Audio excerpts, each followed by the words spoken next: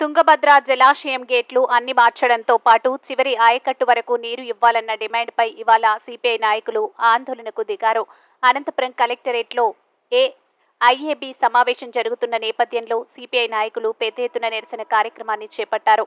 పోలీసులు ఎన్ని జాగ్రత్తలు తీసుకున్నప్పటికీ సిపిఐ నాయకులు ఆందోళన కార్యక్రమాన్ని కొనసాగించారు. ఈ సందర్భంగా వారు మాట్లాడుతూ ఐఏబీ సమావేశం జరుగుతున్న నేపథ్యంలో ప్రజాప్రతినిధులు కొన్ని కీలక నిర్ణయాలు తీసుకోవాలని వారు డిమాండ్ చేశారు. ముఖ్యంగా తుంగభద్ర జలాశయానికి ఉన్న 33 గేట్లు మార్చాలని నిపుణులు సూచించారని, దీనిపై ఆంధ్రప్రదేశ్, కర్ణాటక ప్రభుత్వాలు సమావేశమై నిర్ణయం తీసుకోవాలన్నారు. ఒక్కో గేటుకి 8 కోట్ల చొప్పున 33 గేట్లకు 246 కోట్ల రూపాయలతో పాటు మరో అదనంగా 100 కోట్ల రూపాయలు వెచ్చించాల్సి ఉంటుందన్నారు. ఎన్డీఏ ప్రభుత్వాన్ని ఈ నిధులు ఇచ్చే విధంగా ముఖ్యమంత్రి చంద్రబాబు తీసుకోవాలని సిపిఐ నాయకులు డిమాండ్ చేశారు. అలాగే చివరి ఆయకట్టు వరకు సాగునీరు ఇవ్వాలని డిమాండ్ చేశారు. 33 గేట్లు మార్చాలంటే ఒక్క గేటుకి 8 కోట్లు అవుతుంది. 264 కోట్ల రూపాయలు కేటాయించాలి.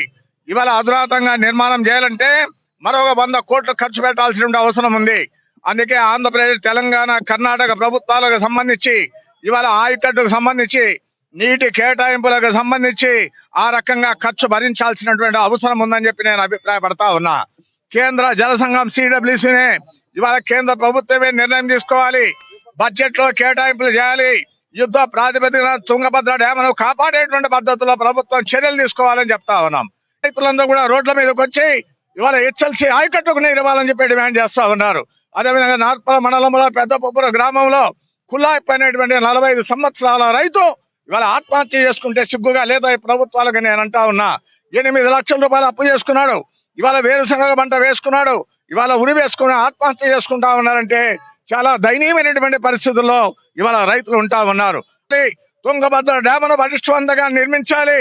33 గేట్లను మార్చేదంతా కూడా నిర్మాణం చేయాలి. హెచ్ఎల్సీ అదేవిధంగా హంద్రీనీవాకు సంబంధించినటువంటి కింది ఆయకట్టు వరకు, చివరి ఆయకట్టు వరకు నీరు ఇవ్వాలని చెప్పి ఇవాళ కమ్యూనిస్ట్ పార్టీ ఏపీ రైతు సంఘం ఇలా ప్రతినిధి బృందం ఇక్కడికి రావడం జరిగింది. అందుకనే తక్షణం యుద్ధ ప్రాతిపదికన చర్యలు తీసుకోవాలని చెప్పి డిమాండ్ చేస్తా ఉన్నాం.